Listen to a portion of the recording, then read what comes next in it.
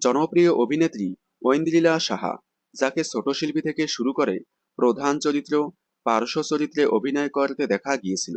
সর্বপ্রথম ছোট শিল্পী হিসেবে ডান্স বাংলা ডান্স রিয়েলিটি শোতে অ্যাঙ্কারিং করতে দেখা গিয়েছিল তাকে।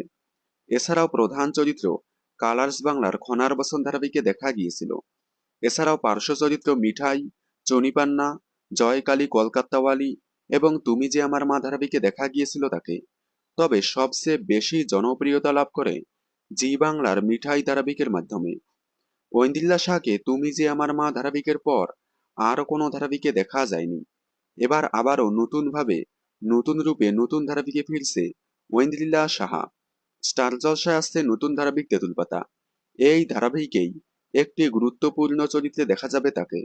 শোনা যাচ্ছে ঐন্দ্রিলা সাহাকে নায়কের কাকার মেয়ের চরিত্রে অভিনয় করতে দেখা যাবে। আপনারা ঐন্দ্রিলা সাহাকে নতুন ধারাবাহিকে দেখার জন্য কতটা এক্সাইটেড কমেন্টে জানাবেন।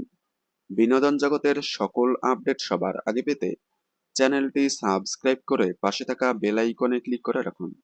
ধন্যবাদ।